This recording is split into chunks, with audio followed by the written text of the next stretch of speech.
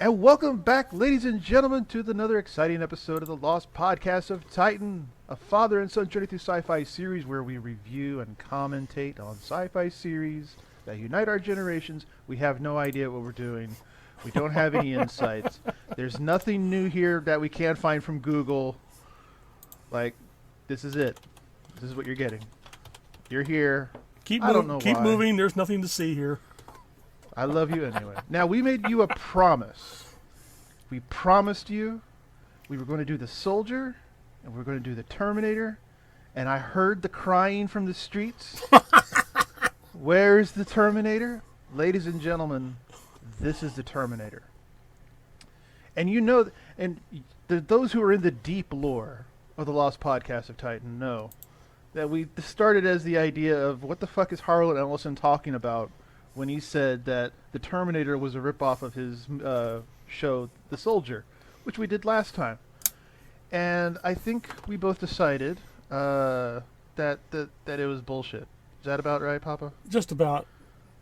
It is at best an homage. Right. But whatever. It's still a good movie, and it was a somewhat decent TV show. The Terminator was a TV show? No, The Soldier. Okay.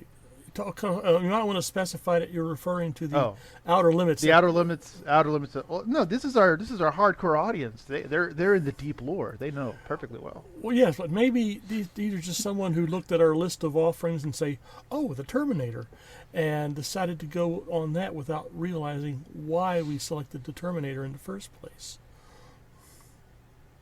Fair enough. I'm just being helpful. You need to stop being helpful to these people, Papa. They'll just walk all over you. I love our audience. You're not. You don't. I love our audience too. I can hear them outside my window daily. When will the next episode come? But I mean, despite the fact that just watching the Soldier, the Outer Limits episode Soldier, didn't show any real relevance to the Terminator, other than a little bit of an homage, maybe. In the opening scene. We decided we should still watch the Terminator because it's such a good sci-fi film anyway. Yes. So go ahead and join us. Find your favorite physical media or streaming device for the Terminator. This is 1984, right? Isn't it? Just back. 1984. Good guess. Yeah. Okay. Okay. Go ahead. Get to 00 mark. Put us on pause while you do that. And welcome back. We're going to go ahead and get this show started. 3, 2, 1, play.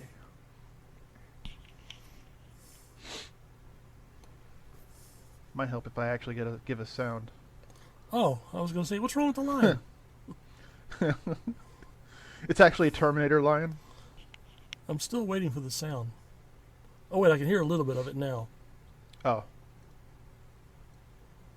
There you go. Okay. So just I don't want to overpower your voice as well. Right.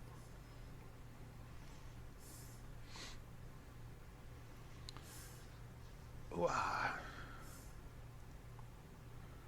James Cameron's a hack. No, he's not. He needs to get out of the water. He'll be making Blue Kitty Cat movies in 30 years. And he won't stop. He'll never stop until cinema is dead. Now, for a low-budget production, this is actually has a quality high-budget look about it. Yeah. Like, I mean, they stretched every fucking dollar. And they really squeezed, every bit of pocket change they could get. And I really wanted these models when I was a kid. Like, I think there has to be some somewhere. Oh, yeah, you can get, they're not inexpensive, but yeah, they're available. But imagine what the episode Soldier could have done with special effects like this. Oh, Jesus Christ. Like, if Outer Limits had some special effects. Well, special effects and those writers, because later on they had Showtime, I think, and it sucked. Yes. Now, what's the... Because, like, all right, it's a sin to have the opening crawl, not the opening text. Like, that's supposed to suck, but somehow here it works, and I don't get it. Oh, I like it. All right. Didn't you tell me Oh, once sometime back about the opening theme song? yeah, that's right. I was gonna. Yeah. So like, if you know some music theory, which I do not, but I read an article about this. There is something off about this opening theme, and when you dug into it, apparently the composer who composed it on the synthesizer fat fingered or fat dial turned his ancient room size computer, and instead of it being like a full set of measures like 4x4 or something like that, it's actually some really weird measure like 13 out of 16, which no one ever does. And it apparently creates this effect of a machine kind of turning up, and it's not getting faster at all, but it kind of sounds like it is. It's one of those little weird illusions. But yeah, it's a complete accident. A rather pleasant one, actually.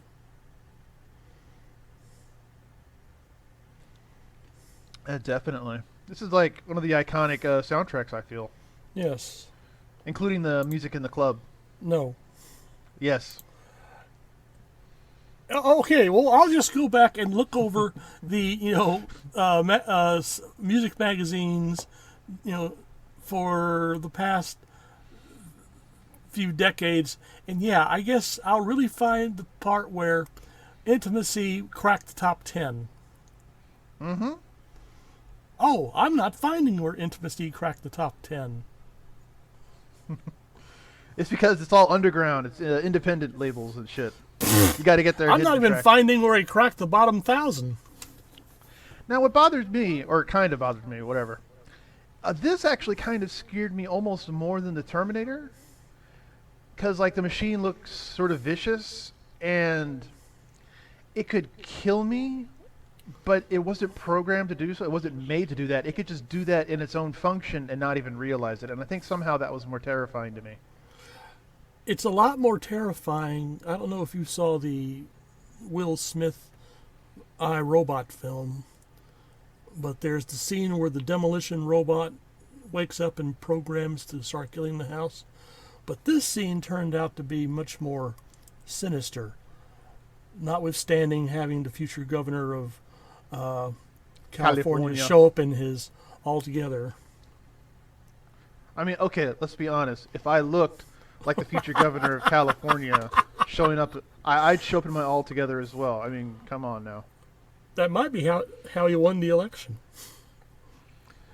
Did they do this footage in the campaign ads? I don't know. I wasn't living here back then. Oh. I was still in South Carolina. See what Schwarzenegger could do for California. That would be kind of like the campaign ads do write themselves. Let's be honest. Yes. And then we have one of only 2 actors who have been killed by an alien, a predator, and a Terminator. Okay.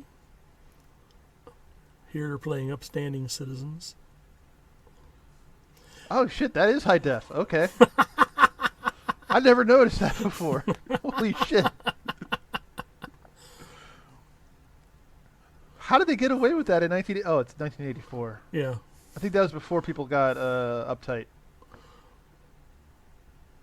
Oh, I think there were uptight people back then, but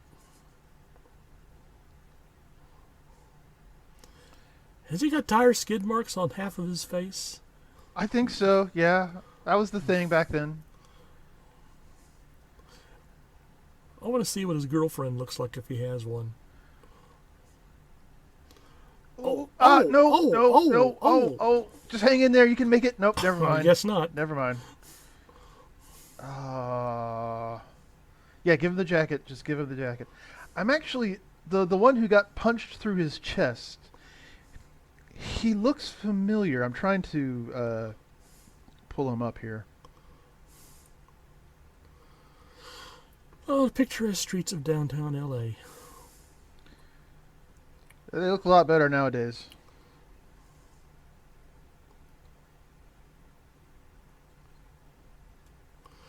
God, can a bum get any rest here in this town?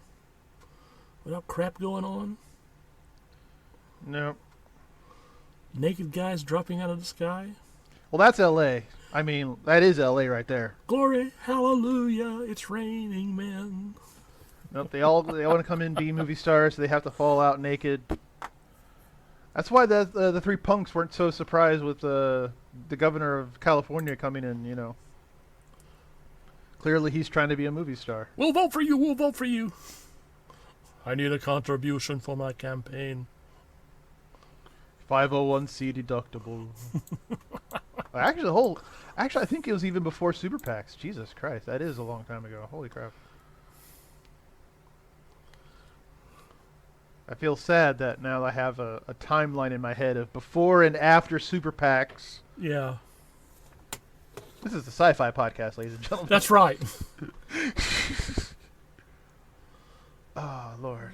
Well, at least he's not asking for the... Well, wait, where did he get those pants from? The bum. Like, and he's running barefoot down an alley in L.A. Like, he's dead. He's dead right now. Well, he's being chased by the cops. I'd run as well. And devil take the hindmost. Dun, dun, dun, dun. So, police are that prevalent in downtown L.A. at night. You can't sneeze without a police car. Back in the days of 1984, yeah, Big Brother's watching. You know, got to get the proletariat. Something, Big Brother, something. Ministry of Smokes. Love. Oh, you're going to put your hand on a police officer. Pretty.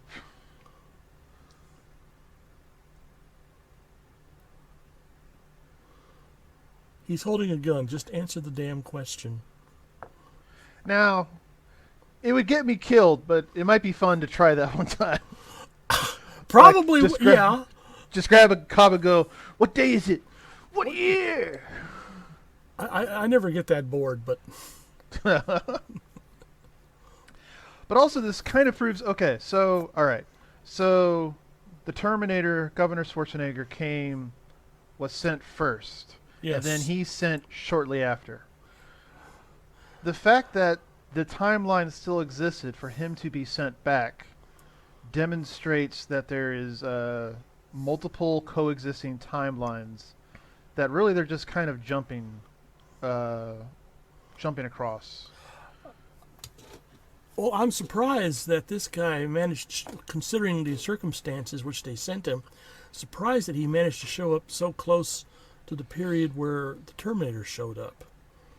That's a stroke of luck. Yeah, I think it's because they were in the middle of smashing Skynet and they're like, oh shit, we need to figure this out. Just wing it. We'll figure it out later. Would you have volunteered to go back into the past? Considering the shithole that the future was, yes. Yes, I would, yes. Well, okay. I mean, they had decent shoes back then. That's got to be a plus. Oh, yeah. Or then again, is this one of those instances where it has to happen for it to even happen? Because, you know, in order for Skynet to exist, this is spoilers for Terminator 2, by the way. In order for Skynet to exist, the Terminator has to have been crushed. In order for the Terminator to have been crushed, Sarah Connor needs a protector. Ergo, this guy has to show up at least round about the same time for that to actually work. So it's all preordained now. Yes. Well, you realize, and here's another potential spoiler, the no. Skynet shot itself in the virtual foot by sending back the Terminator. Because if the Terminator had not been sent back, Sarah Connor wouldn't have ended up with Reese, and they never would have conceived John Connor, who wouldn't, grow up to start kicking Terminator ass left and right. But they had to do that in order to create itself. Like, Sarah Connor has to go through that experience in order for Skynet to even exist. All right, okay, but if we consider that this was the first transmitting of a Terminator, where did John Connor appear from if up until now there should not have been no nookie between Sarah Connor and Reese? Because that's the future timeline of this timeline, which has to happen. Okay, my So head, it's one my of those head's starting to instances hurt where here. it's like, yeah, it's one of those instances where you can't kill your own grandfather. Like you can't go back in time before your father was born and kill your grandfather. Like something will stop it from happening. I think is the general idea. But what you really do is end up simply on another timeline. Yeah. Dun dun dun dun dun dun. Be nice if he always had that soundtrack playing everywhere he goes. And That would okay. All right. If I was the governor of California, yes, yeah, I would go into a meeting of the cabinet, like they're all bitching at something. That the drum starts to play. It's a little louder. I come in. What is it? Also, props to Schwarzenegger for looking intimidating while wearing 80s fashion. It's amazing.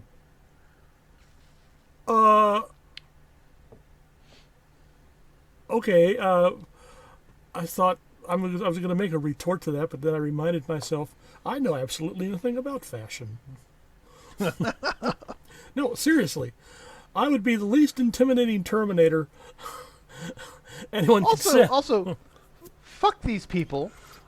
They're at like Big Boy Restaurant, whatever the fuck this place is, and they're like bitching at her, and that kid needs his little neck snapped. And she's not being much of a help. No, she's Yeah, not. but I have seen crap like this go on in restaurants, and I have all the sympathy in the world for wait staff and food service staff.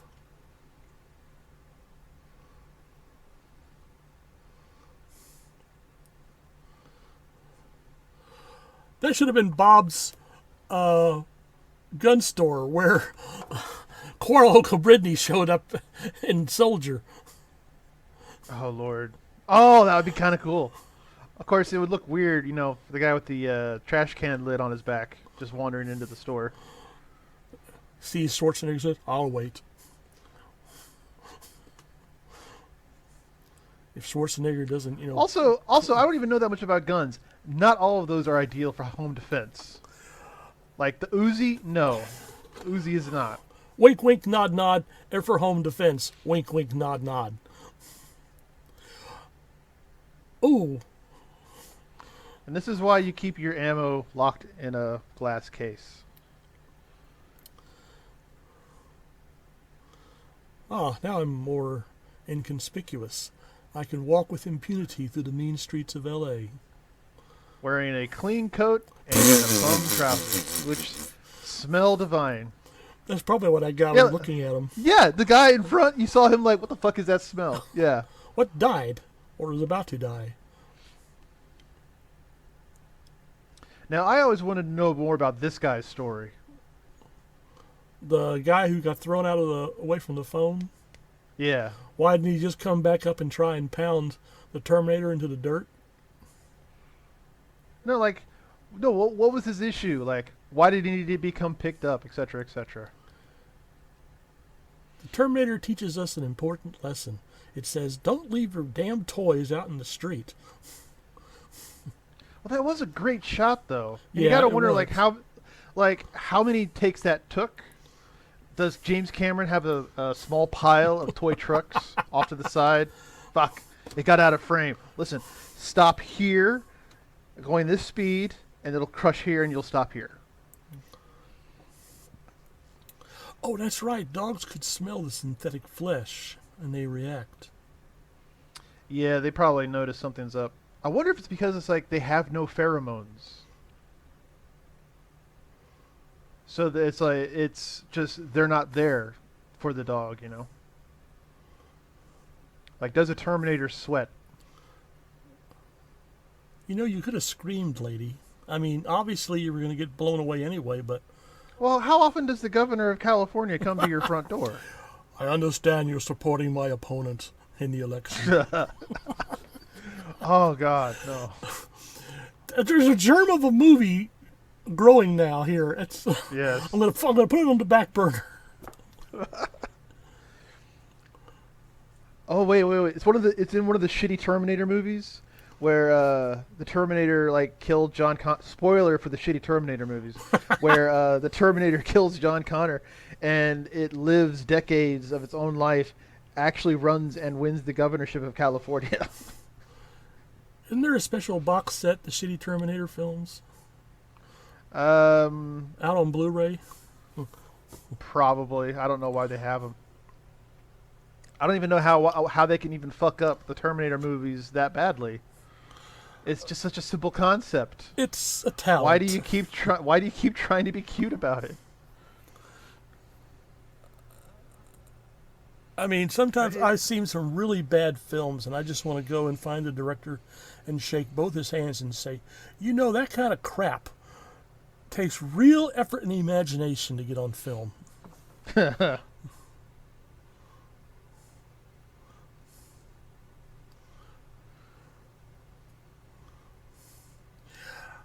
I want to know, I mean, John Connor must have been some kind of tactical genius, because I really can't see this ragtag bunch of people getting an advantage over the Terminators. From what I understand with the Apocrypha, which as I understand is Apocrypha, John Connor was in a camp where he managed to like organize his fellow prisoners before the machines became this, like all the shit you're seeing right here and now is shit Skynet made as a reaction to the resistance. Ah, okay. Like they took over a factory and were able to make some weapons. Okay, in one of the shitty Terminator films, I think it was the third Terminator film, it ends with in that underground shelter, and there are already hunter-killers in existence. Yeah, but as you pointed out, that was a shitty Terminator film that doesn't count. Oh, okay. Thank you. You're welcome. Yeah, I'm here for you. Oh, I appreciate that. You wouldn't let me just get out there and get shot by a hunter-killer, would you? You tell me, get your head back down. You idiot. Next time wear a smelly coat. Also, why is he driving and the guy moves to start shooting? Like, you think it'd be easier and better to just take over the gunner position, Maybe Reese is the better driver. Maybe they have some kind I of rank guess. insignia, and Reese says driver. Well, I guess. Which, well, maybe he's not really the better driver.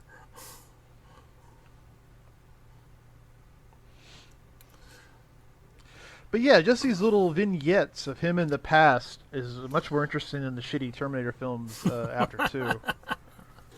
Because they give such self-contained stories, but also leave it at a point where you want to know what happened next. Yes. Like, how does he survive that shit? Now go find some toys to run over. Crunch. Or go find a gun store. That hasn't been cleaned out. I heard one of them has a fire sale. Here's where another comment on Eddie's fashion would come in handy right about now. Oof. Good God. Thank God for wireless headphones. That's all I gotta say. Yeah, okay, my bathroom is a bit cluttered, but not nearly to that extent. I give her props though for wearing a Jetsons t-shirt that puts her head and shoulders With a above. fucked up George Jetson. Yeah. Look at that shit.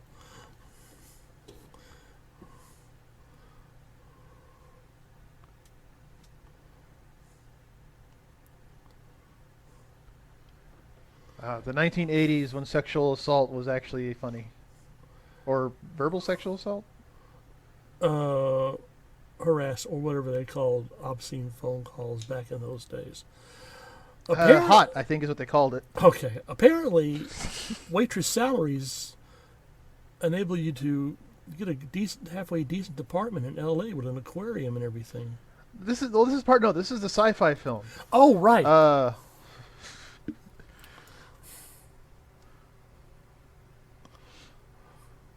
And I know it's been brought up before, but I love this concept of the police station that's always, in some form of chaos or another, always starts with a big guy being arrested.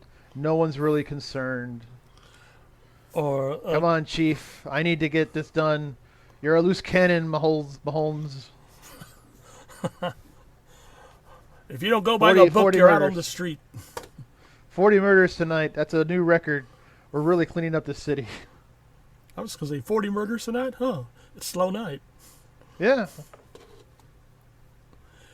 And presenting the only other actor who has been killed by a Terminator, an alien, and a Predator. Lance Henriksen was in a Predator film? Aliens versus Predator, yes. Okay, thank you. My God, she's actually going to get some action with hair like that? I'm talking It was about... the 80s. I guess. I'm a child of the 80s. And, granted, I came of age in the 90s, but there was still the iconic beauties of the 80s that were still somewhat relevant. I never saw it. Never. But I saw Sigourney Weaver. Like, that made sense. Yes, okay. She's kind of the exception to the rule. And Linda Hamilton isn't all that unattractive. No, but she became much more attractive in Terminator 2 Judgment Day. Oop. There we go.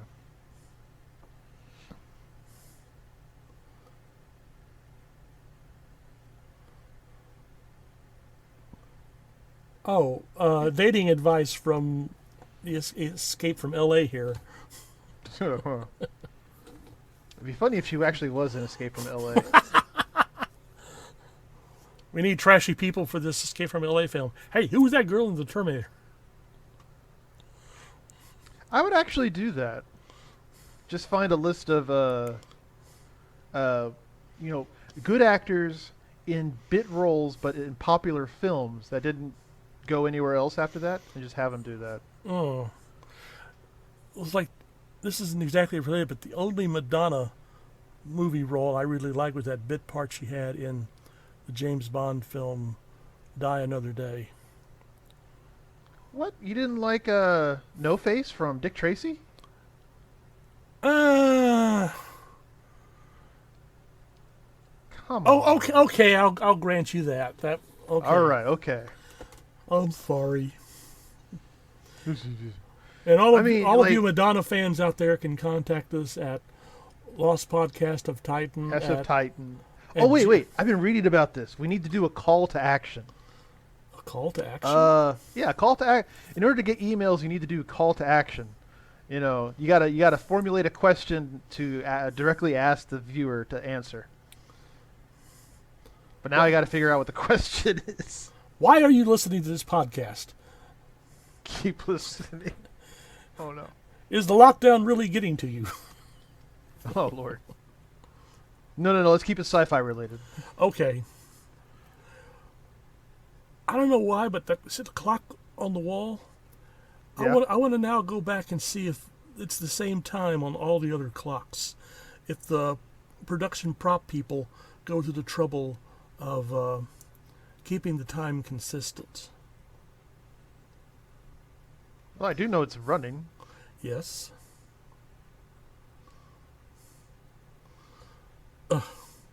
Fella, you got issues. Yeah, really. Oh, here we go.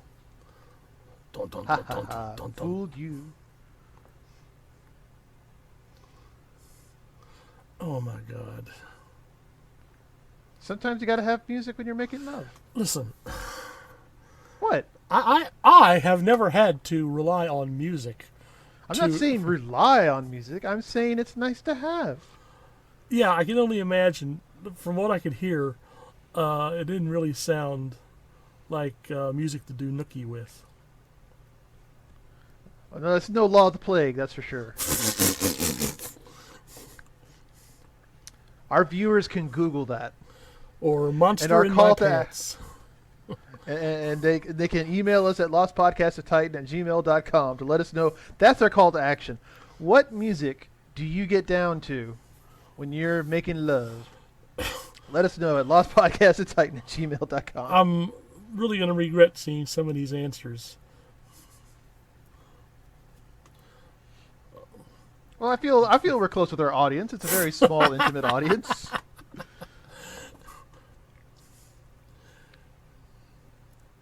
She goes back to the table to find someone swiped her pizza. She's a waitress who can afford pizza. Like, I'm sorry, but at the current point, you can work as a waiter or waitress in Los Angeles, and that might cover half of your rent. The only way you can get Like food is if you swipe some from the restaurant that you're working at. Which is probably actually fairly common. So, 1, 2, 3. Only 3 Sarahs. All right. And I wonder if the second Sarah death, she was supposed to be the third Sarah death. But where's the second Sarah death? Is that a deleted scene, you think?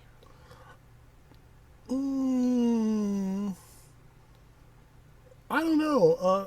If you announce it on the news or something, do you really have to show the second Sarah death? Well, it's a Terminator film. Well, it just occurred to me that'd make a nice name for a 90s musical group, Second Sarah Death. The second Sara Connor? No, that'd be a bit too... You get Harlan Ellison or James Cameron on your tail. Well, if you get Harlan Ellison on your table, that'd be impressive. Yeah. Rest in peace, Harlan Ellison. That's right. Oh, here we go. This is the badass music right here.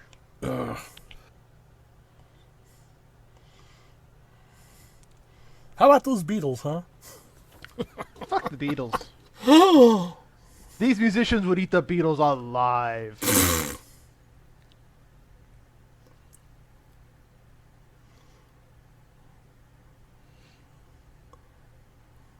Dun, dun, dun, dun, dun, dun. Oh, 80s please. and we're badass. Bum, bum, bum, bum. Please. That is not techno. I know. I listen to. I'm sorry. What? I listen to a lot of techno, and that's cheap. It's not techno. It's tech noir. It's a mix of techno and noir. Oh, Hence interesting. The portmanteau of tech noir. Tech Noir has a working payphone, but the pizza place didn't. If you're being killed by a Terminator, press 5.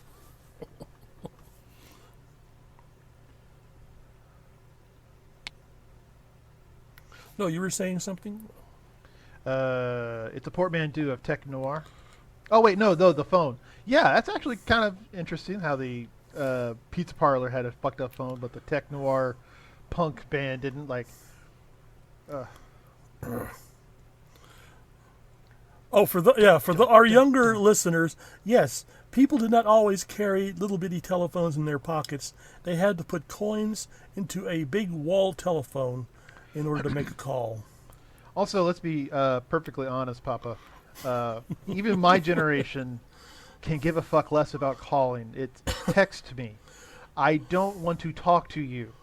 Text me. Well, it's just that some of our younger members of the audience might be wondering, what was she doing with that machine on the wall? Wait, That's pulled out... the magical change machine where, Oh. Also, why isn't the lizard in his cage? Also, did she just pull out... She pulled out milk, salad, and something else. Yeah, What was she going to make? a sandwich.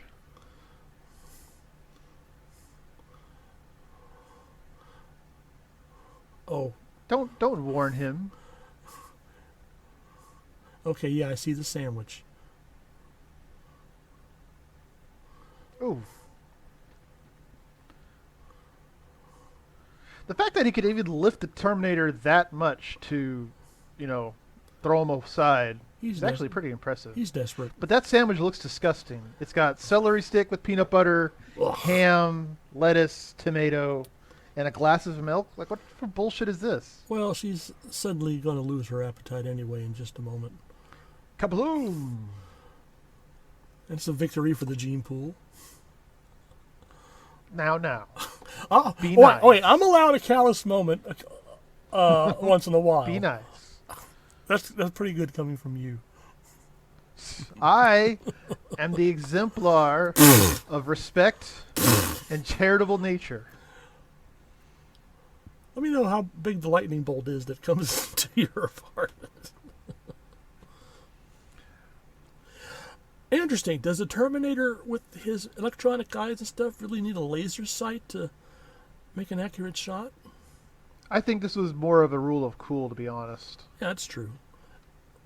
It looks more intimidating. Much more intimidating. Because it's the iconic gun of the first Terminator film. It's the only one they got the close-up on. It's like in Predator when Schwarzenegger uses... Well, no, he wasn't the first one, but they had that autocannon. I mean the chain gun. Yeah.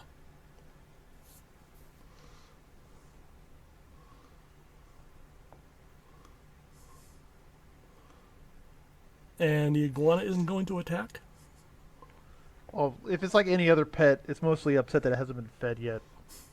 And now it finally has a picture. She left her driver's license at home? It's the 80s. Oh.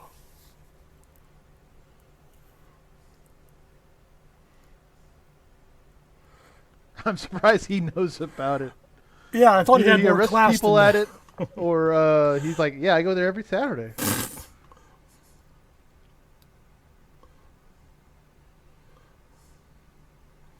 It's ladies' night, so just enjoy it. Oh, we got the 80s mustache going. Okay, she's waiting for the cops and wants to be noticeable, but I don't think I would have been sitting that obviously distinctive out there. I would have found a nice corner table where I could see the front door. Or you know what, it might have been a better idea? Going to the police station. I mean... Yeah, well, there we go.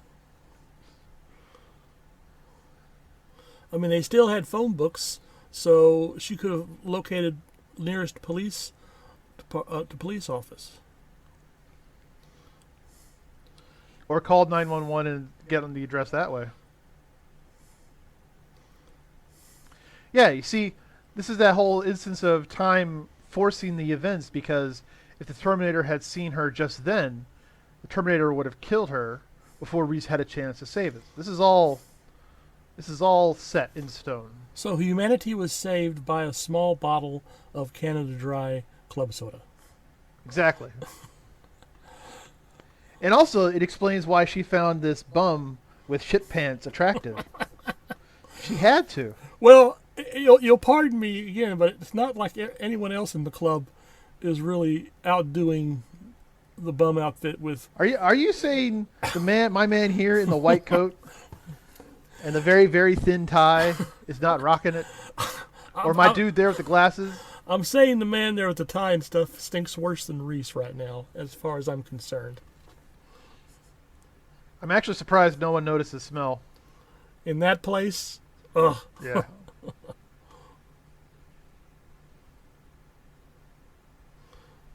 Yeah, just keep dancing while the guy next to you is pulling out a pistol with a laser sight. Boom.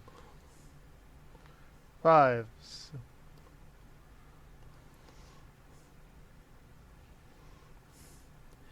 Yeah, this early in the film, the audience realized that's not going to stop him. It's just going to slow him down a bit. At best.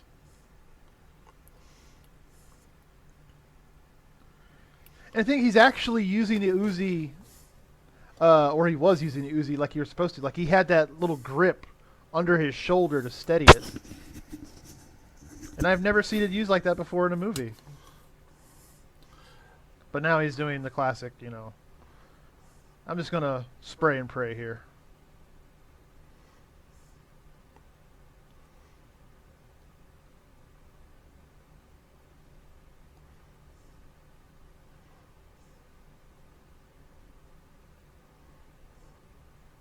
Boom. have to remind myself just how many shells can you fit into a shotgun? Generally 5 or 6. But he also had chance to reload. That's true. I say that like I know shotguns, so. Haha! That number? Right out of my ass.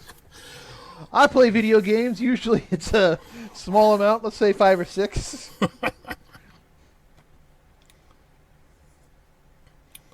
Well, I like to count shots in a movie. Ah, see, he's reloading right there. And she's running rather nicely. At least he's not running barefoot. That is true. Although you'd think it's a mistake for the Terminator to only bring 2 weapons. Both of them small arms. Well, he's a Terminator. He figures, he's lethal.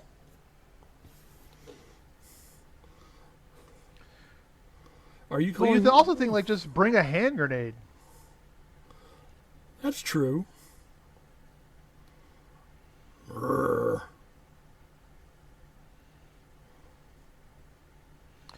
I mean, that would be an interesting Terminator film where Terminator doesn't give a shit about collateral damage at all. And half the film is him literally carving a path through a city to get to his target. Loading up with grenades or... Yeah.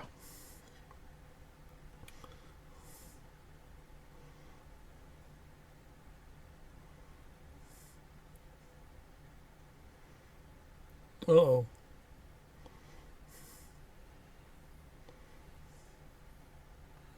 Why does he need an ambulance? Oh, because, okay, he saw the... Okay, never mind.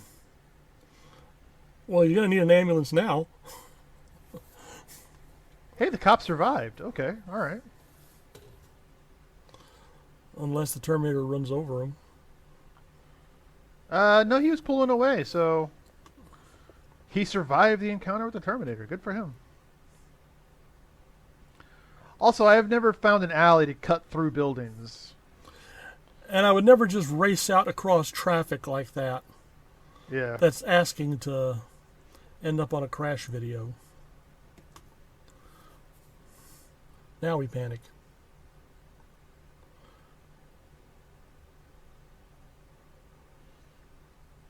Oh, shit. That doesn't sound anything like being protected. No. And he really needs to keep his eyes more on the road. Well, he's the driver. Remember, we discussed this? See, that's how you drive in video games. I've seen. Yes, because it's Grand Theft fucking Auto. And actually, okay, there is a community of people who play Grand Theft Auto and games like that, but they obey traffic laws. And how long do they last?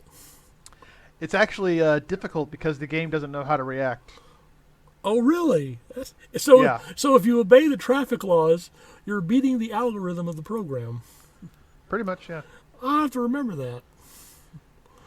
Like the cars will they'll act crazy and like try and get out of your way as if you're trying to make a mad dash away, but you're just going down the road.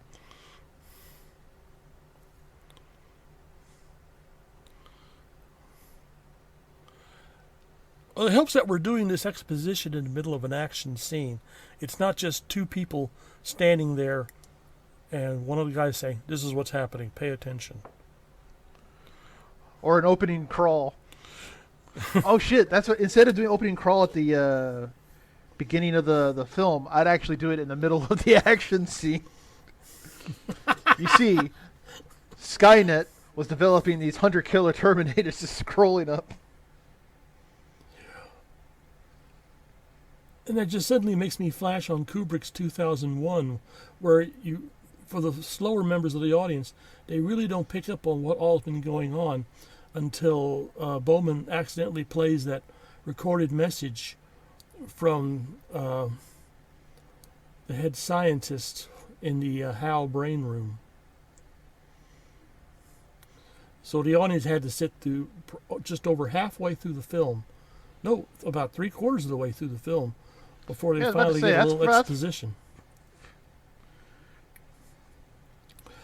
But I don't like it. I mean, I can really do without a lot of exposition. I don't like films that feel obligated to explain things to the audience. Oh, like Primer? Yeah. Where it's like, yes, I understand it's about time travel. That's about it. Time travel. Or so I prefer the Blade Runner without the voiceovers. Actually, yeah, that one actually is pretty good. We should try and do Primer sometimes. Are you fucking kidding me? Do I sound Yeah. comedic? Like, I can't follow it, and I saw it a few times. I watched the hour-long YouTube video explaining like the various timelines that are intersecting. Like this is guy 1 and guy 3 talking to their future self, guy 17, who made a tape recording and sent it back to guy 2, who was killed because his girlfriend's ex-boyfriend got into an argument at a party. And I'm like, what the fuck is going on? And you complained when I suggested Returner. Well, that's because I wanted good sci-fi films. Yeah, I said it. It needed to be said. Yeah, we could have made this a threefer, and we could be in the next film. We could be running Black Magic M66, the Japanese anime version of the Terminator. Oh shit, we could just do that as an episode because that was like an hour, I think, maybe not even an hour. No, longer. That's longer than an hour. Black Magic M66. Yeah, hold on. You guys just sit in that car and work it out while I look it up. This is about the Terminator. It's 47 minutes. Oh, so it's an OVA instead of a movie. Okay. Yeah, 48 minutes. Yeah, I'd like to do Black Magic M66. Black Magic M66? Yes. Okay, we have to find the right version. There seem to be several ones. Get the ones with the titties, maybe. What? I've only seen one version. I mean, the only versions I've seen all have titties in them. It's Japanimation. Yeah. Yeah. So there's a version without titties? Well, yeah. Oh, hell. Because it's also Japanimation. Let's see. Sneak, sneak, sneak, sneak. Anyway, we'll look to see where we can stream that later. Make that our next episode. Okay. Oh, we don't need to get back to Star Trek immediately? See, we also do Star Trek in this podcast. Oh yeah, this is our sci-fi Star Trek series. we promise to get back to the original series soon. Forget which our next episode was. But we'll leave that for later. Squire of Gothos. Oh yeah. Because you're special, and then every woman in the audience goes, "Aww."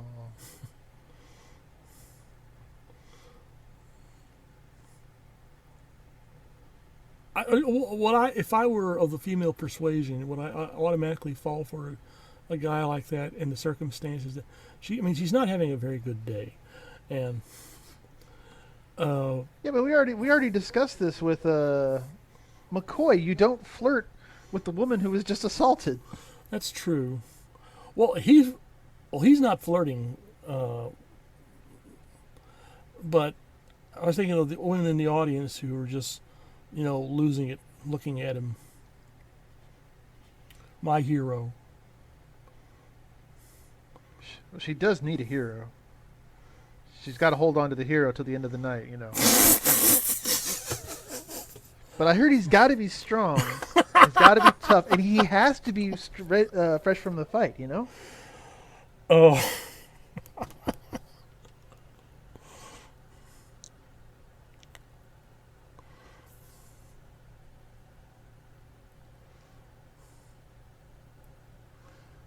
Also, I don't think that ever works on a car. I wouldn't try it with a loaded shotgun either. Oh, Jesus, you're right. That's also a bad idea.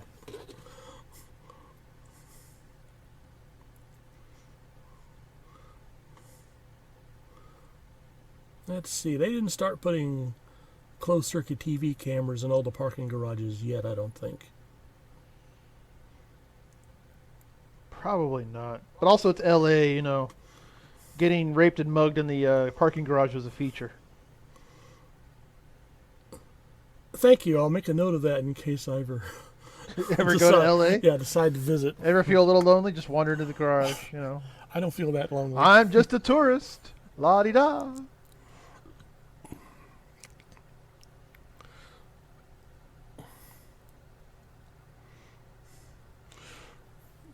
I wonder what happens if he goes to a grocery store and runs that under the scanner. I don't know. Like in the opening credits to the Simpson episodes. Oh yeah, Where Maggie, when Maggie's scan is like NRA forever or something like shit like that. Really? I never noticed that, but I heard that someone did slow down, pause when the register gives the readout, and found out that Maggie was going for a very high price at the time.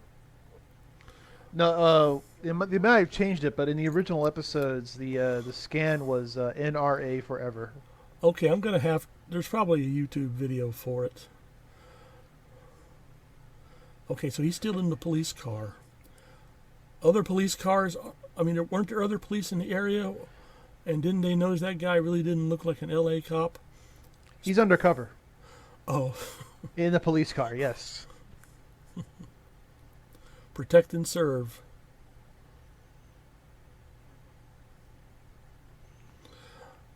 I'm trying to remember. Wasn't there something like a low-budget action film where all the action took place in a parking garage? There was Reservoir Dogs, which took place like in a cafe, a couple streets in L.A., the back seat of a car, and then a parking garage. Great. Now I've got stuck in the middle with you. Or a warehouse.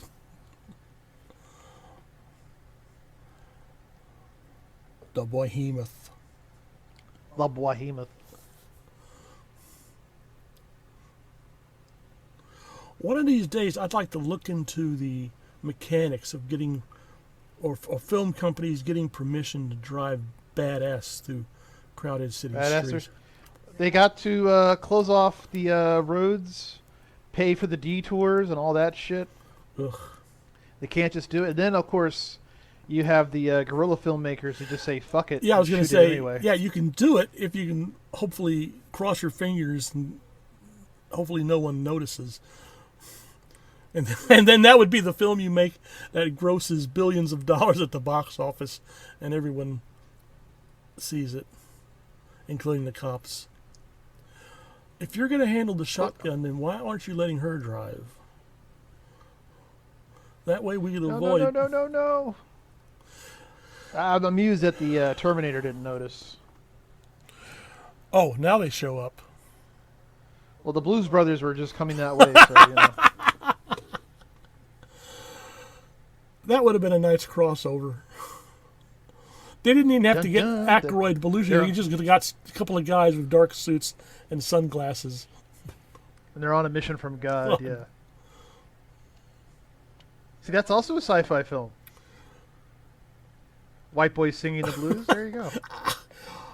Oh.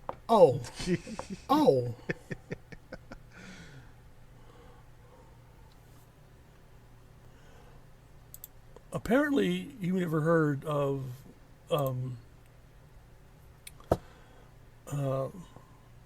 neither of you, apparently. Yeah, I know. My mind just went. My mind just goes blank. Eric Clapton. Yeah. I mean, the last time I looked, he was white, and it's generally considered that he could sing the blues. Yeah, but he's got a black soul, so what are you going to do? And, of course, there's Johnny Winter. Never heard of him. Uh-huh.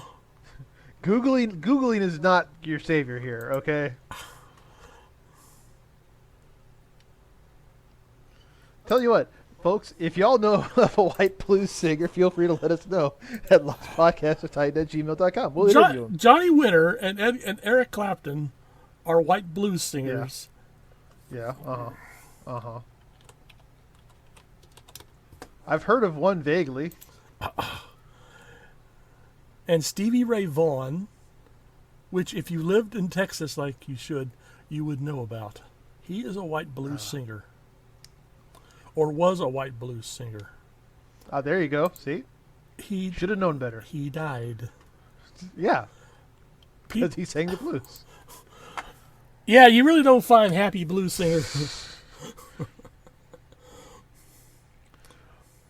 That's why no blues singers has ever made like multi-million-dollar contracts. Because like, then why are you going to be depressed? Oh, I can assure you, Eric Clapton has made quite a bit of money, but money Listen, does not the necessarily.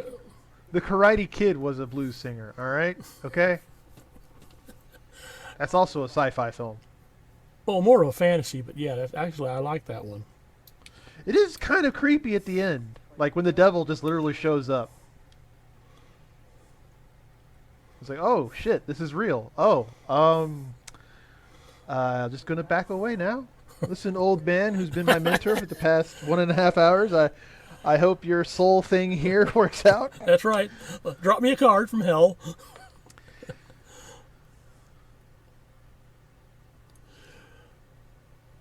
Self-repairing machinery.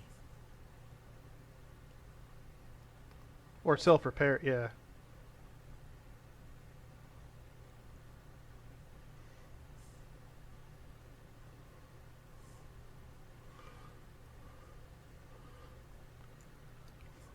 Back when Lance Henriksen had dark hair.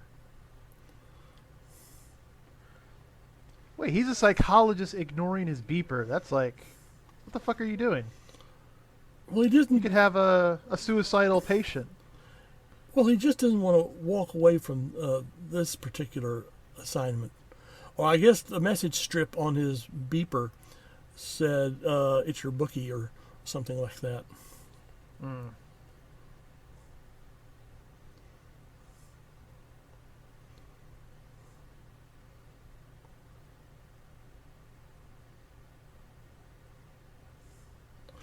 Ah, there you go. What's that? Oh, you mean why they sent Terminator back? Yeah. The defense grid was smashed. So all the hunter-killers just fell out of the sky? Or, and all that'd that... be that. And, Like, yeah, if they shut down the wireless transmission or whatever the fuck it is they're getting their info from. But they should be able to function independently because these Terminators are able to function independently.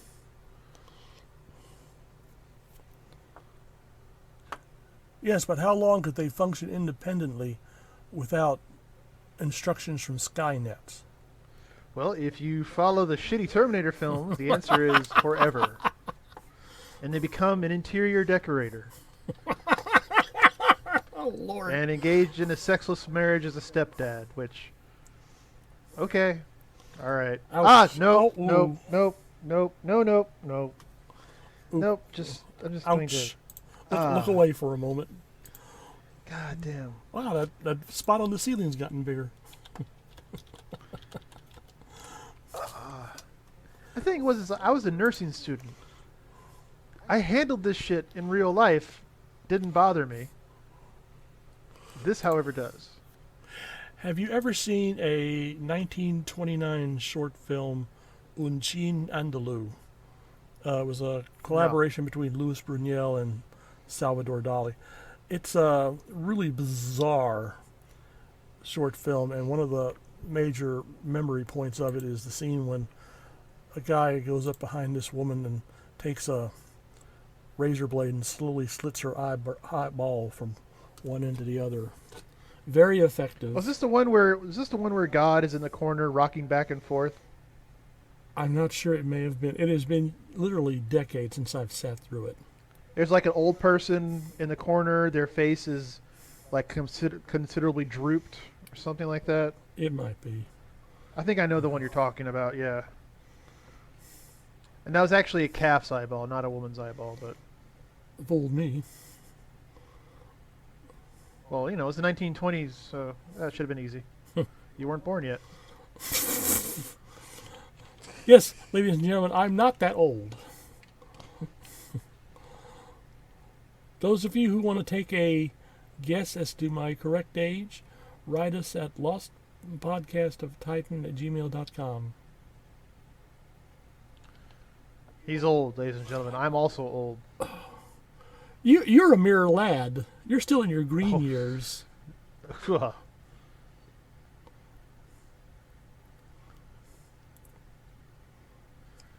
Has there ever been a good sign when the psychologist goes, I can make a career out of this guy? Yeah.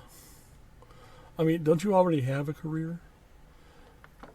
But I guess being a psychiatrist at a police station or for a police department, you really run into some interesting cases. Like, I've often felt it might be interesting to be a receiving desk sergeant, especially on Friday and Saturday nights. You say that. I don't think that's true. I mean, you've worked call centers. Imagine having to deal with those people face to face. Well, yes, but at least A, I'd be armed, and B, I know these guys are going to be thrown into jail, unlike the people I work for at call centers.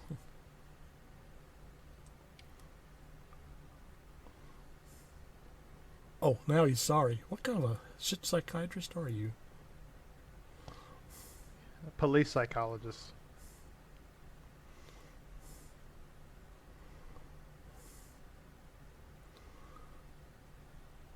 And that's the most fashionable item I've seen in this movie. You know who made body armor? Yeah. A pizza delivery man who got tired of being shot at.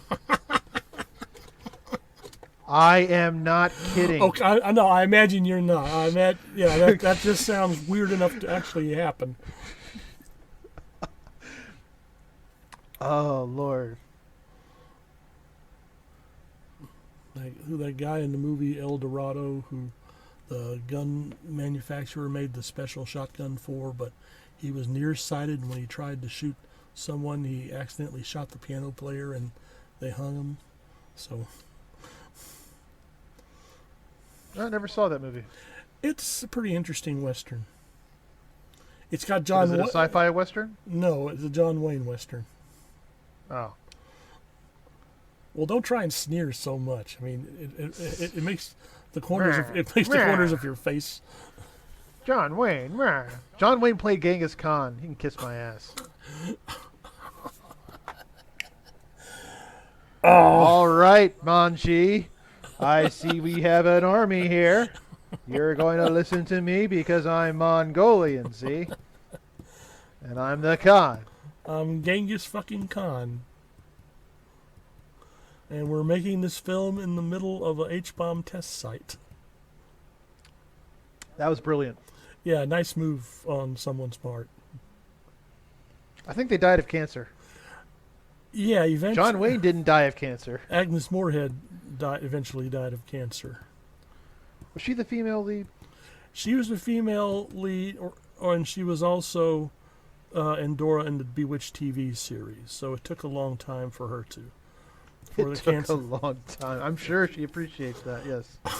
Well, I'm sure she did. It's not like, she got her last paycheck from the Conqueror and then was found dead in her house on the next day. Oh. Yes, ladies and gentlemen, welcome to your prime source for tangent conversations. Yeah, here's the most iconic police shootout scene in movie history, and we're like, Genghis Khan, huh? John Wayne, huh? So going back to Sara Connor. Yes. It's just the 80s, because the main lead, female lead in Genghis Khan, the Conqueror, was hot as hell. Wait, But then something happened in the late 70s and 80s, and it's like, what the fuck? What? There were no hot women in the 70s and 80s? Not that I'm aware of. Or that they're not coming to mind right away. Well, you mentioned Sigourney Weaver. Well, yeah. She's a lady. Okay, Susan Hayward was the female lead in The Conqueror. And as far as I can tell, she didn't die of cancer. Died age 57. Hold on. Oh, Excuse me, What's all that? the heckenback. She was diagnosed with brain cancer, and Ooh. and she ends up with the other people in the radioactive fallout conqueror line about having picked up radiation there.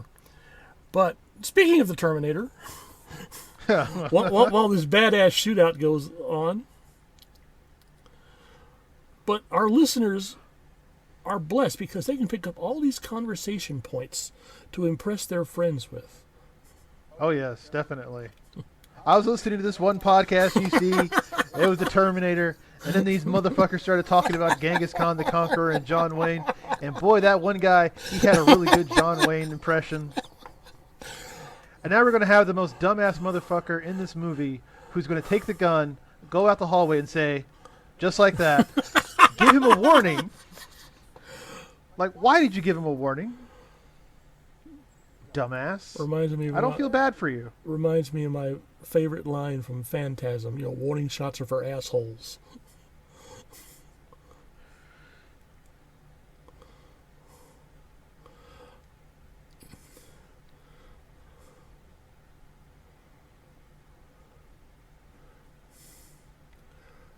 Yes, it's Reese. Yeah, she smelled the coat before she heard the voice. Oh, and like you also wonder why. You okay? I've never shot up a police station before, Oh, but you think doing so would have gotten the attention of every other police station in the entire city? someone would have had to have sent out a warning or something. Yeah, I mean, the whole neighborhood should just about now be crawling with cops. exactly. As a matter of fact, they should be being chased right now. Like, where's the helicopters and the tanks? And with his abilities, he couldn't aim much more effectively than that. No wonder the Terminator has lost the war. I wonder if, since they're working with like plasma, like it looks like they're working with recoilless weapons, they're not programmed to compensate as well. Oh, interesting. Yeah, that would Yeah. that would throw them off a bit.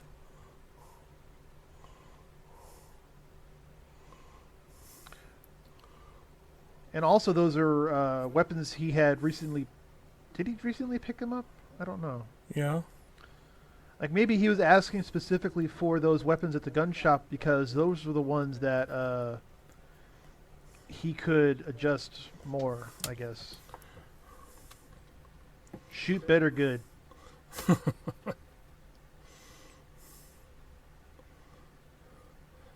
There was me, Alex, and my 3 Drews. No. We don't need that. Nope. We don't need a little of the ultra violence. So, people in LA can get attacked and raped and whatnot while going through parking garages, but they're safe in an underpass like this. In an underpass, yes. Those are off limits. It's neutral. It's neutral ground. Okay. Does he have a hand around her throat? Is it? Well, there's one around her shoulder, but Okay, that must be what I'm seeing. oh wait, nope. There's his other hand, I think. Yeah. Still attached to his arm. Ew.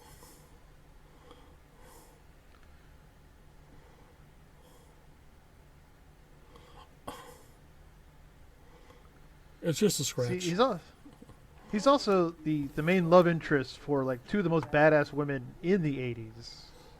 That's true. He really lucked out in the 80s. He did, yeah.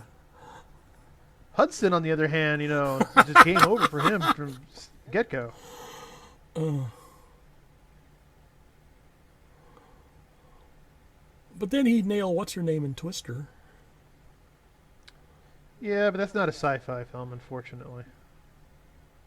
You wouldn't be willing to stretch a point. I'm mostly when I say that's not a sci-fi film, I'm just busting your balls. Yeah, I'm aware of that. I'm just trying to determine the limits here. I obviously have a wider definition of science fiction than you do. Balls busting, Considering the notwithstanding. fact that the storm chasers had funding, had rivals, and had an interesting life other than just going to a road, a parking, and videotaping a storm in the distance is sci-fi enough. Your mother has actually expressed interest in chasing storms. I could see it. I can see it. I would do it too if I had the opportunity.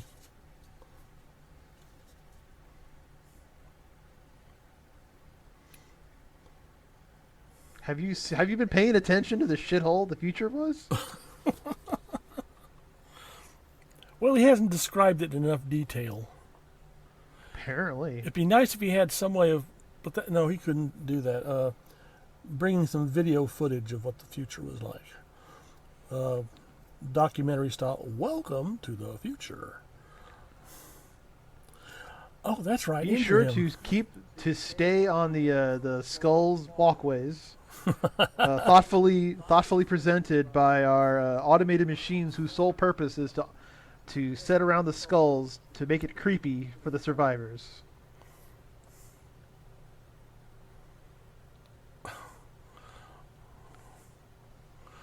Can't even balance your checkbook, but with your salary as a waitress, you somehow managed to score a nice apartment.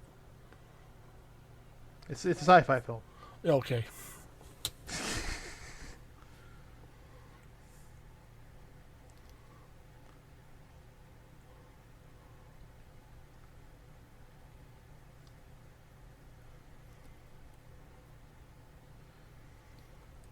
Should he be telling her these things? He has to. Everything he does is he could like give her everything, all the juicy details. He could give her the Powerball numbers. Doesn't matter. It's all going to happen as this happens. See, if I was going to throw myself into the past, Yeah. I would try and see if someone could arrange for me to have the winning Powerball numbers. I don't even think they're aware of the Powerball. Like, if you have machines hunting you down, I don't think you're thinking like, man, I need to go by the gas station sometime and pick up a Powerball ticket. Well, you're not on your toes waging war every single moment of the day in the future. You have to have some off time, like Hold on. Like watch Hold on. television with the fire burning in the middle of it for entertainment. What are you going to use the winnings of the great future Powerball lottery? Well, invest them. Put them in the T-bonds. Oh my God, no! You look like that one guy from Star Trek: The Next Generation, who was frozen and came back, and he was like a stockbroker asshole, and he's like, meh, rest assured, even though my family is dead, that company still exists, and I'm still rich. Well, no, he didn't know about the Third World War, which wiped everything out. Although, yeah, that was a considerable long shot. But then again, I don't think he was expecting to be frozen that long. Well, whose fault is that? It was a gamble.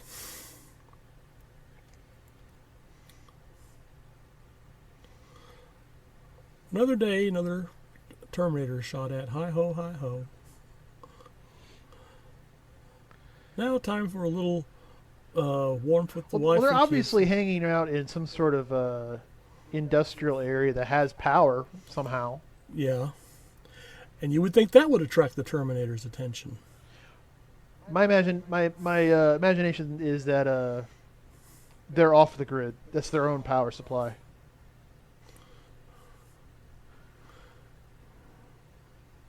They got a couple of people on exercise bicycles pedaling away like crazy.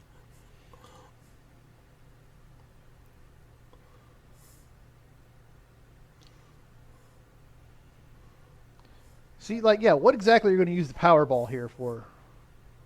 Well, get a better hovel.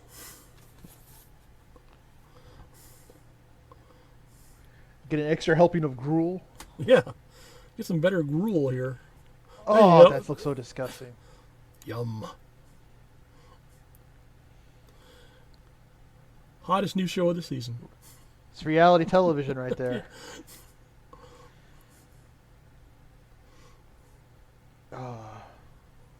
Reality television has destroyed more networks than I can possibly imagine. Reality television is a product of Skynet. Oh, there you go.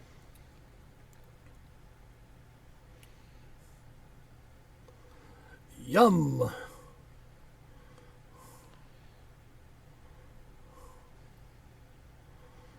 So, like, has he already been... So, how did he get this picture? That's a good question. Like, Somehow, has he already volunteered? Blah, blah, blah. Oh, wait, no. I know. Okay. So, John Connor is already aware of what's going to happen, which is why he's able to do what he's doing right now. So, as soon as Kyle Reese shows up, he already knows who he is and gives him the picture. Okay, you've kind of lost me here. What do you mean? It makes perfect sense. Who gave Kyle Reese the picture? John Connor. Oh yeah. I think, in fact, Sarah Connor had the picture. Sarah Connor gave it to John. John gave it to Kyle. Okay, I think we actually have that mentioned later on in this film. And Terminators have graduated from the Imperial Stormtrooper School of Marksmanship. That's fucking creepy. I kind of wonder how they did this shot with the eyes. That's a good question. There's, you got backlighting, and then, but how did they get the red effect in the eyes? Maybe they like put on some solid. That's creepy. Stop that, sir. Yeah. He put on some complete blackout shades, and they just shine two red pointer dots at his eyes.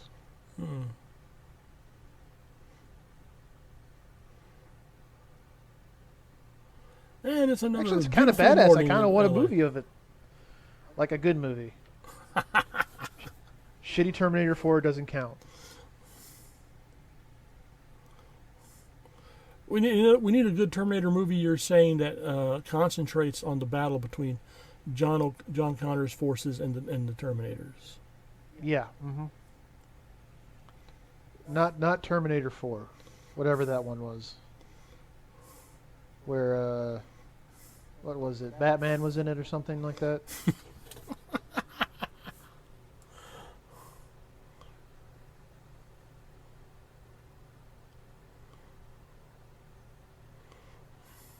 So is this flesh decomposing, or is it just the smell of his room? I think it's part of the room, but I think, yeah, his flesh is decomposing gradually. He has to go in for a upgrade before he can be fully human again. Oh, wait a minute. That's how she's surviving in fucking L.A. Her mom has a cabin on the lake. I don't think she's paying rent.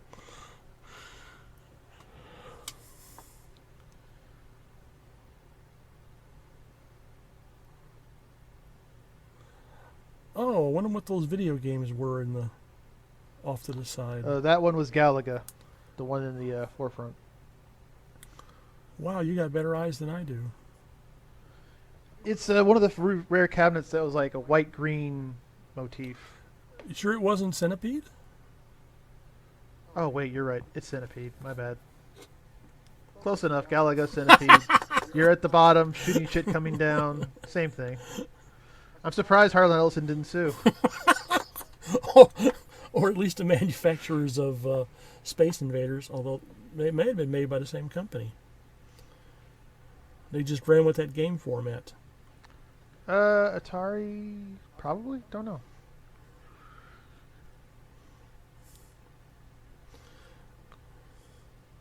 That's right, just hand her a gun. Loaded gun. That she's now going to play with.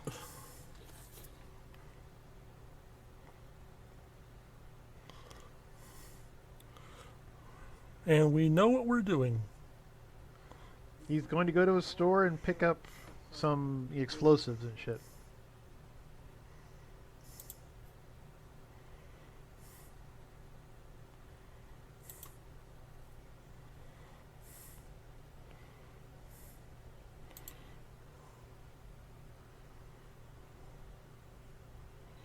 And poor Sara Connor's mother. Yeah, we barely knew her. Hell, I don't even think we saw her. That's true. Kind of wonder, did we really want to see her? She's sleeping with the fishes, I guess, by now.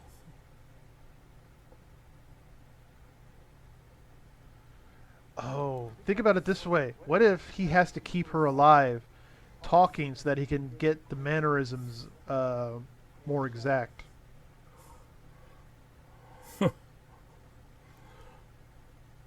That would have been uncomfortable if he had to try and imitate Mrs. Connor, but didn't have a voice sample or anything.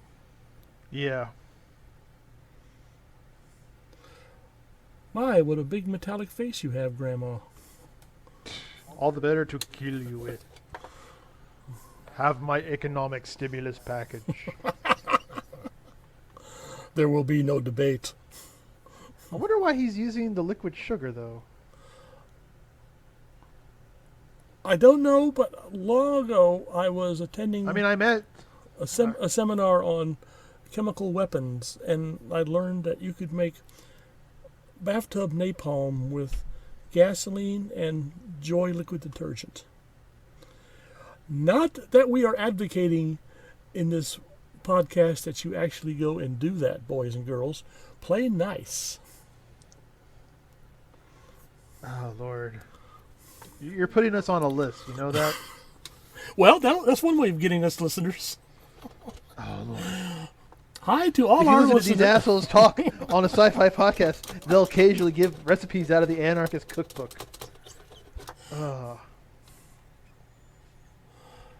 And a shout out to all the FBI people in the audience. That'll spike our listenership. I get a lot of downloads from Guantanamo. No, not Guantanamo. Quantico. That's it. Quantico. It's another Spanish name. You knew it was some Spanish name somewhere. Yep. It is somewhere. We're not going to put a shirt on, I guess.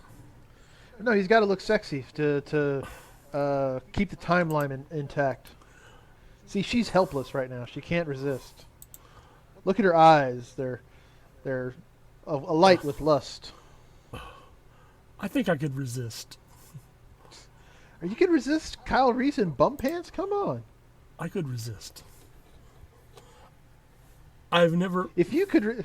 Ladies, if you can resist, please let us know at lostpodcastoftitans@gmail.com. Yeah, thanks for deflecting that line of inquiry here. The call to action. Can you resist Kyle Reese's seductive powers in smelly bum pants?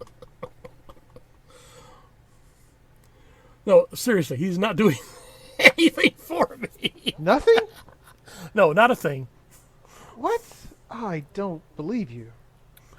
But I'll tell you someone who I recently fell in love with, and this was after just rewatching the film.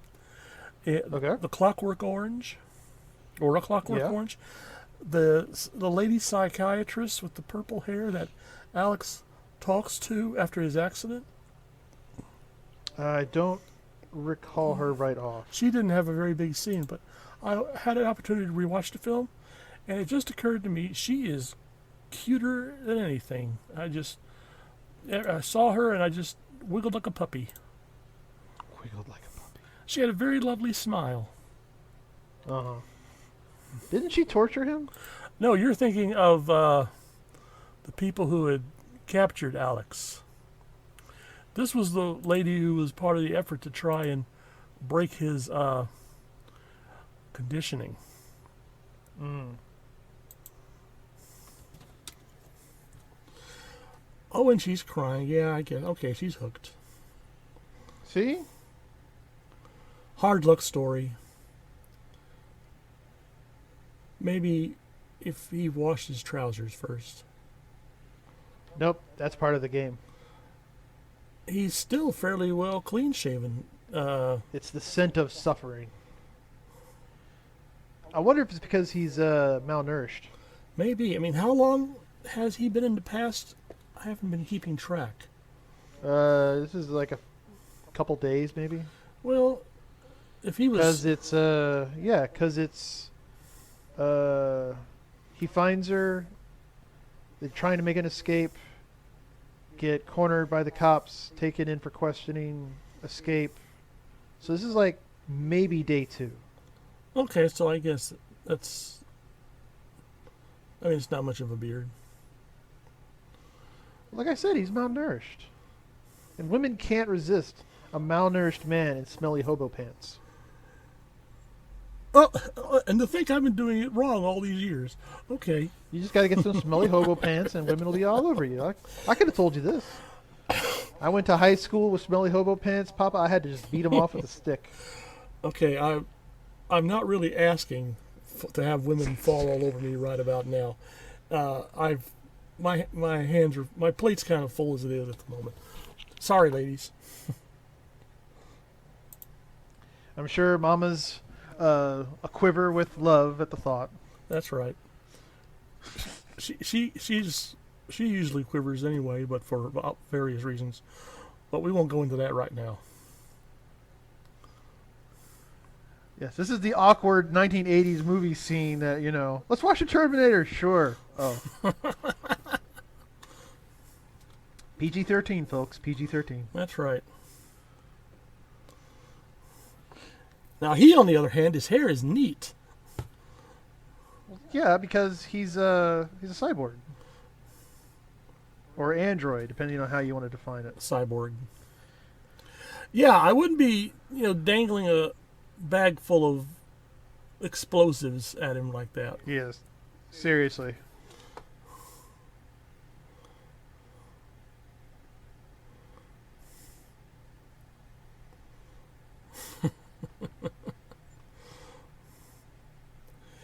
It's not just that he's big, it's in the way he walks.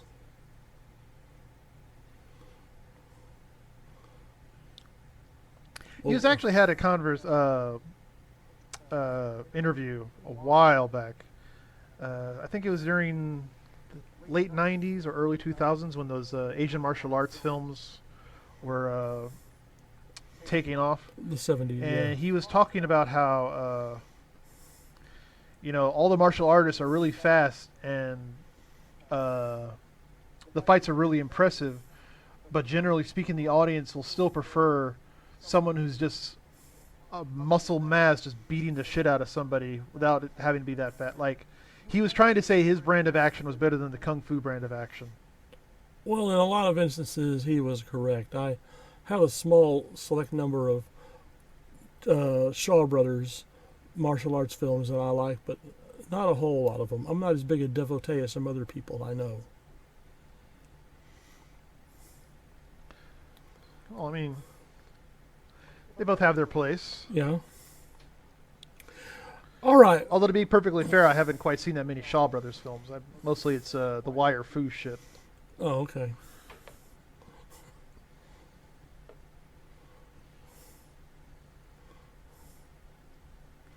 I also love how we're just going to just throw explosives randomly out the window.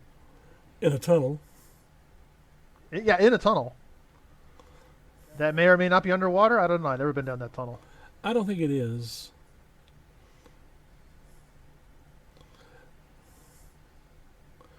Now, what really would have been terrible if he found out that he had a lighter that didn't work.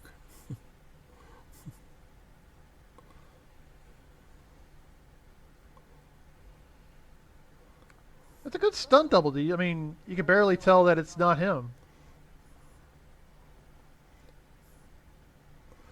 And someone needs to pick up their pitching game a bit. Case in point. Or maybe the Terminator could shoot the tires. Yeah, because he obviously isn't doing much good trying to shoot at Kyle and Sarah. 2, Or 3, 4. Oh, 4 shots. Okay. And speaking of driving faster, couldn't that motorcycle get any more speed? Ooh.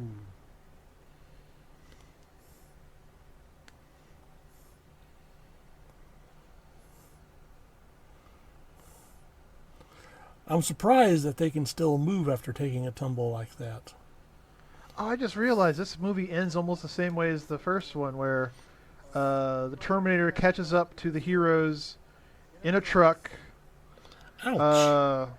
The Terminator takes over a 18-wheeler cab. 18-wheeler cab, and it ends in an industrial facility. The Los Angeles Aqueduct. Okay. No. That wasn't the aqueduct was near the middle of the movie or beginning of the movie.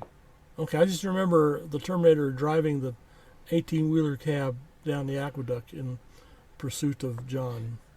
Yeah, but didn't he also take the liquid nitrogen truck? Oh, it's been a while since I've watched Judgment Day. I'll have to. We'll get to it eventually. Also, wait a minute. You just ran over the fuck somebody, and you're like, "Let's get the fuck out of here," asshole. Also, I can't see shit. I don't see how he could see anything. Time for us to You go. think the Terminator would have better vision, you know? It's like in the Westworld film. The more damage that the mechanism takes, the less effective the eyesight.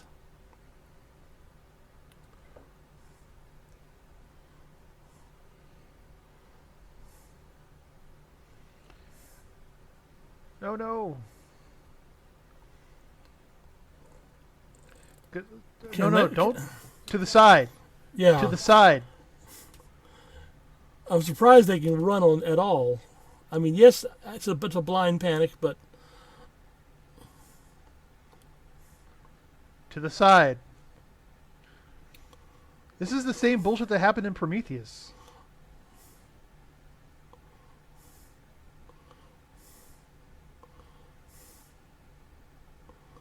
And now he's going to protect himself, but Sarah Connor is going to be fucked. that would have been horrible. Good job, Reese. Yeah. I understand we're in the preordained timeline and nothing's really going to put Sarah Connor at risk, but still.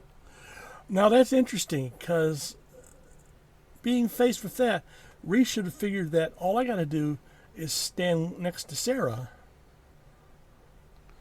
because she'll survive everything. And he knows he sleeps with her at least once.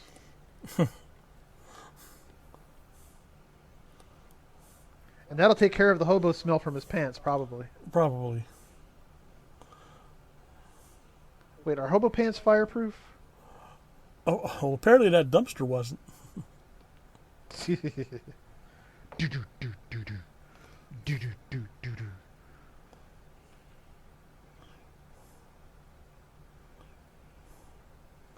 Now might not be a good time to hang around. Yeah. Although you could forgive the audience at this point for believing, that does kind of sound like end of movie music. It's coming to an end. The nasty Terminator is being burned, and we're all going to be safe. I can go find myself another fast food restaurant to be abused at. And It's time to leave the theater right now to beat the traffic. Yeah. Movie's over. And I'm sorry, this next 5 minutes is probably the most terrifying shit in this film, period. Yeah. Also, why is she going towards it? I really don't Go, I really don't know. go find Reese. Go find your hobo. Yeah. But I give Cameron props for setting us up for this scene.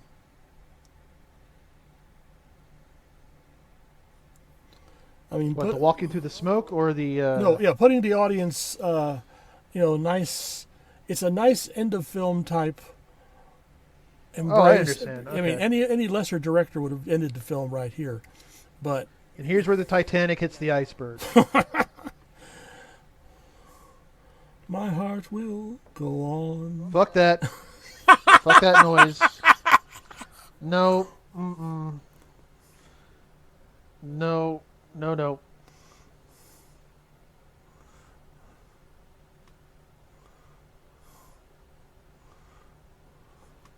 What the fuck are you doing?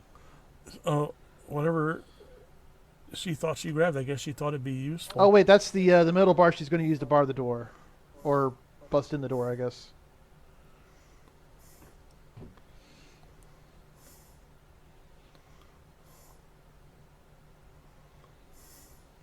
Nice endoskeleton design there.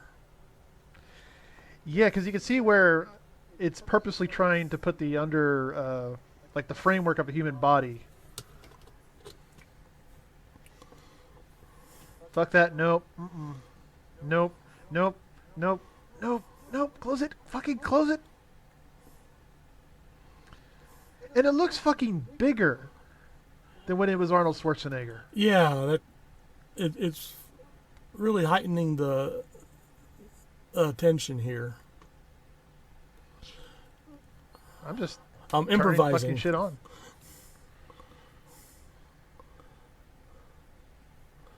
Robot against robot.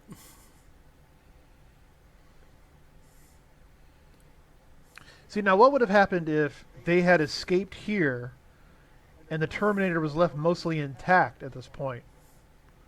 Like, still trying to find them, but maybe trapped in this factory, discovered the next day, etc., etc.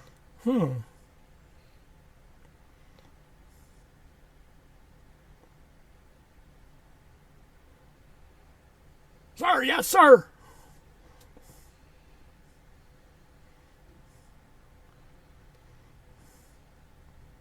Fuck that noise. Nope. Now, did they film this in an actual industrial plant, or did they have to build this on a sound stage?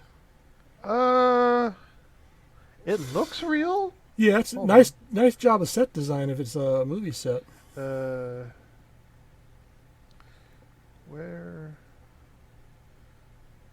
It's the factory. Hold on. At the end of Terminator Reel.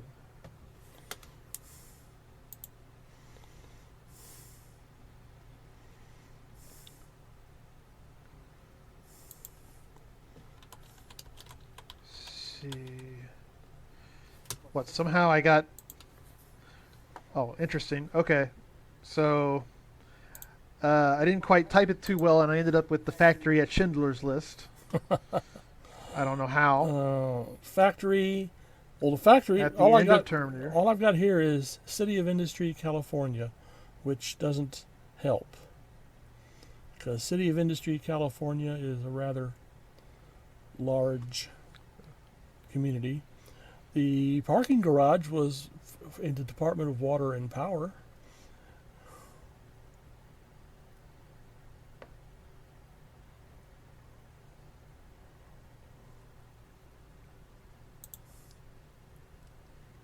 Huh.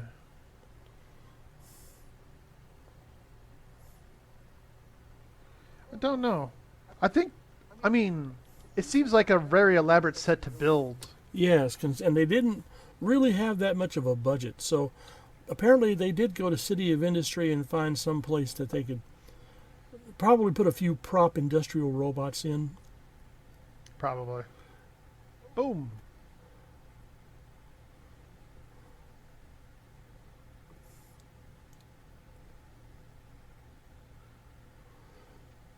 Back Sam. General Kenobi, I expected you to be taller.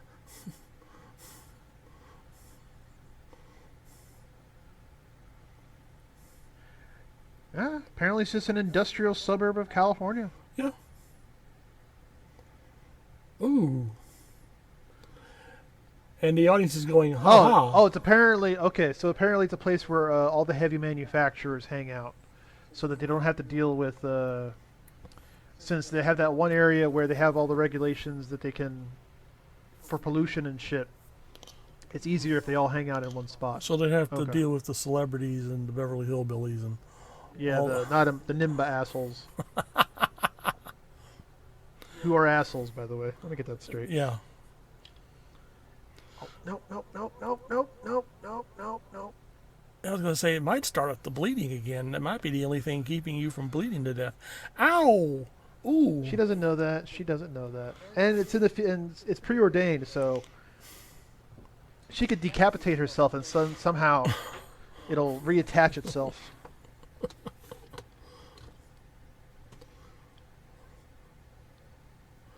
Ooh!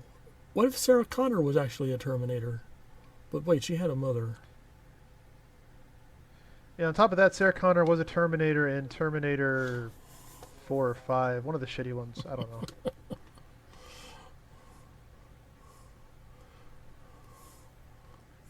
His job is done, Sarah. Just let it go. Take a deep whiff of the hobo.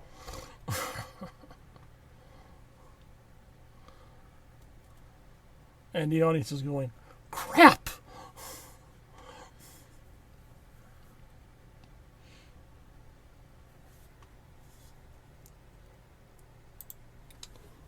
And the special effect here is really simple. It's like you could just show it at a carefully scripted angles here, and it looks like it's moving, where it's really just some intern in the back wiggling the hand a bit. Yeah, it's effective. This is where good directing comes into place, where it's really simple special effects, but you direct it in such a way that it really moves the film along.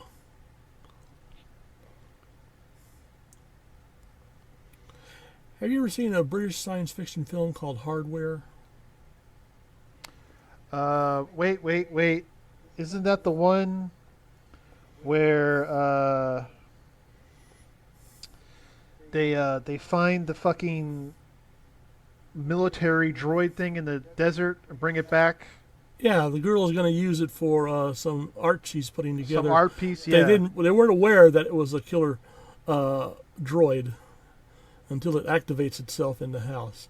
But I was just And thinking, the radio station was like 710 WAR. and with Angry Bob,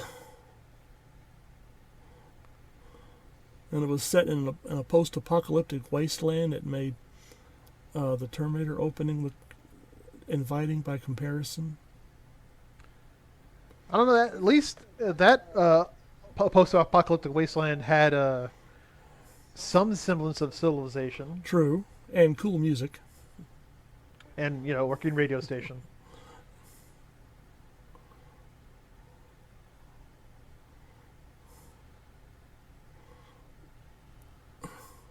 She is fortunate as heck. I mean, Preordained. What are you talking about? she could have been fried by one of those lightning bolts. Wouldn't matter. Oh, that's right. She's preordained. Preordained. She could jump into a vat of acid and come out dry. She could sleep with a hobo and not get an STD. Well, she got something. Oh, that's true. Okay.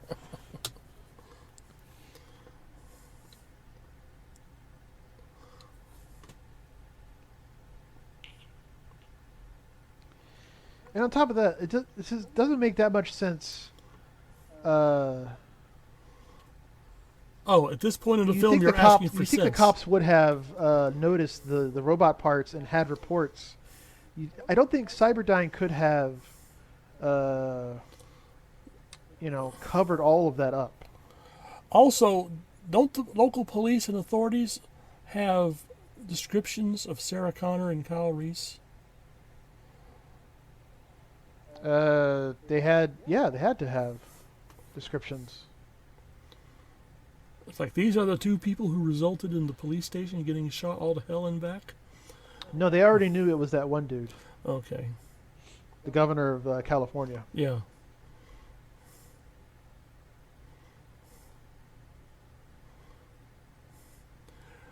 Yeah, don't drive with a loaded pistol in your lap. Yeah. And on top of that, you're in Mexico and you're putting the gun away.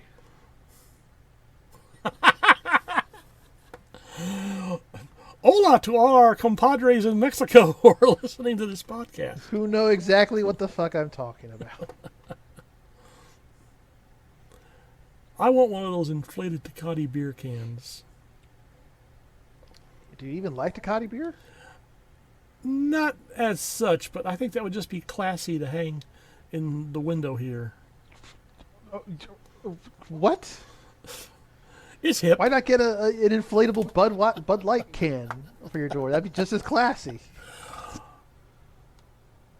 Well, I do want... Budweiser used to have this promotional sign that Give that dog some water. Jesus Christ. That's right, boy. Anyway, you were saying something before I was I rudely saying- interrupted about the dog? Budweiser used to have this promotional clock that they sold to bars and such.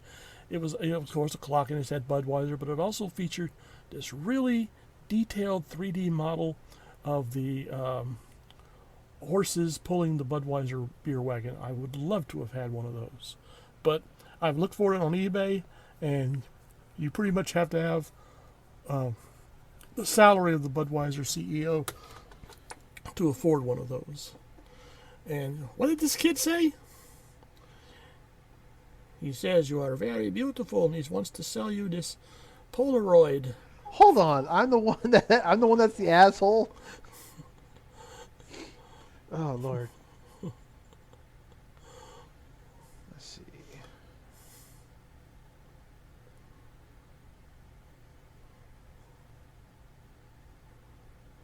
So there's a storm coming. Winter is coming.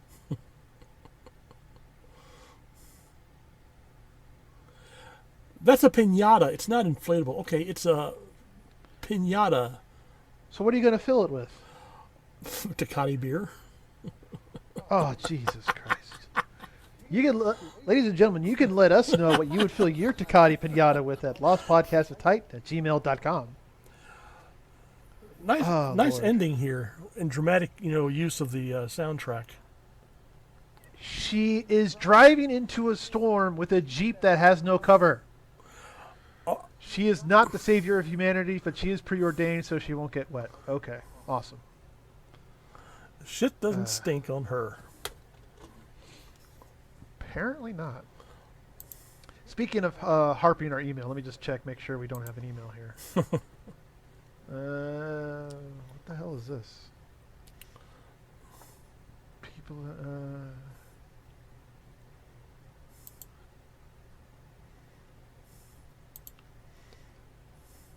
Okay, Twitter is trying to talk to me for some reason I don't understand, like I give a shit about Twitter. Alright, cool, whatever.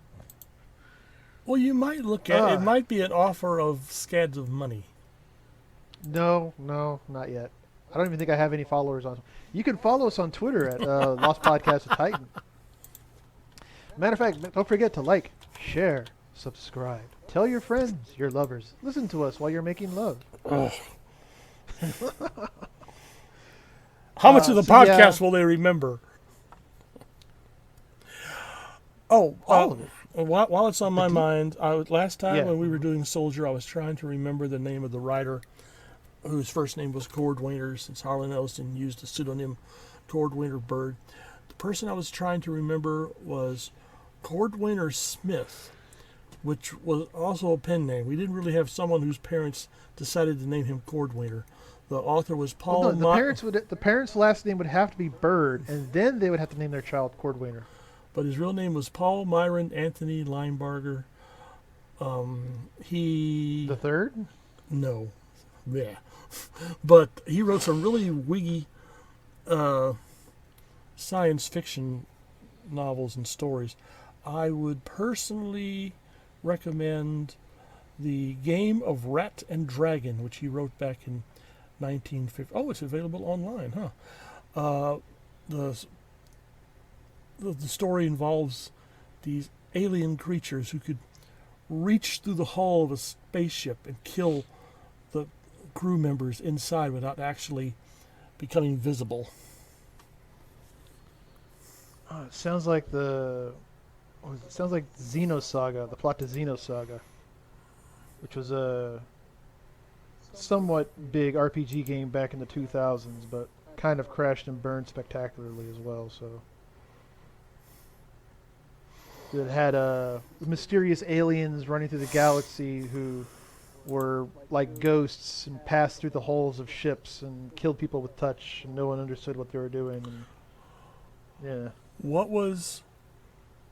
That kind of reminded me... What was that Final Fantasy movie where these lethal ghosts... That would be Final Fantasy: The Spirits Within. Okay. But yeah, Cordwainer Smith, science fiction writer. I'd recommend his work. Interesting. Cordwainer Smith's godfather was Sun Yat-sen, who was the Chinese politician and political philosopher who served as the first president of the Republic of China before Mao Zedong came along. Oh.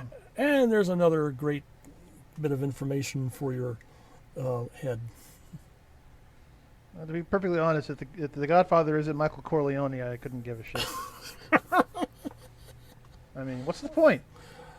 What? If the Godfather has to have their name changed legally to Michael or Vito Corleone. I was going to say, what about Vito? You felt that Vito. Who was the better Godfather, Vito or Michael Corleone? Michael. Oh, okay. Michael didn't get shot outside of an orange stand in broad daylight. No, but he got his daughter killed. Vito got his son killed. Wait, did Vincent die? No, wait, not that wasn't the name of his son. Sonny. His name was Sonny. Sonny Look was what they did to my boy. I thought no. I know that you're saying that Michael didn't get shot in front of a fruit stand, but Michael's daughter ended up getting shot and killed. Right. And Vito's son, Sonny, got killed at a traffic stop. Michael's brother. Sorry, Vito's son, whatever, Sonny Corleone. Sooner or later, we're going to end up doing the Godfather films on this website. We'll stretch it. How is this fucking sci-fi? I don't know, man. But what's a cannoli? Have you ever had a cannoli? I've never had a cannoli. That's a sci-fi thing. Cannolis don't exist. But it is a film which unites our two generations. Oh, this is true. Yes, this is true. So, are you still down with doing like Blackmagic M66 next? Do you want to do that and then finally get back to Star Trek? Star Trek. I'm good anyway. I don't know. Because it's harder to find like the right version because there's different versions of Blackmagic M66, and they all have different time lengths. So it'd be difficult for our audience. It'd be more difficult for our audience to find one that would actually sync up with.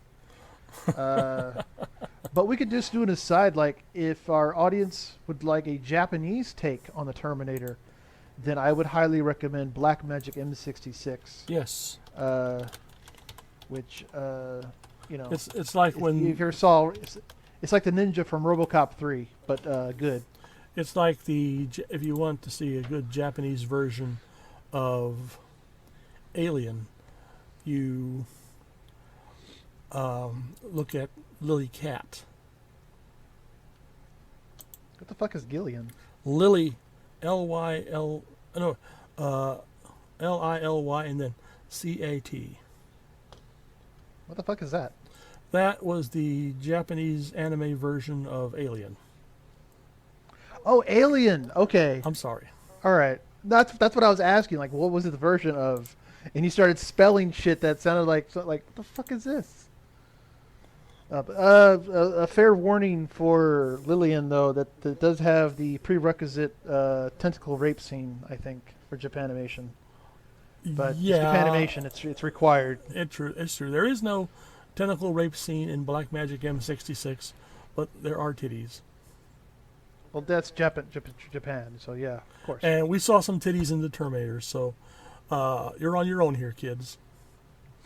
We can't hold everyone's hand. Listen. I mark this as explicit content for a reason. You have to get your parents' permission to watch the Terminator, which is too late. We've already seen it. Damage done. So you'll have to get up and go ask. I just watched the Terminator. Can I have permission? Oh Lord. But next week, or next episode at least, we will be watching Star Trek: The Original Series, The Squire of Gothos. That's right. And I hope to see you all then. Yeah, take care. Take care. Bye-bye.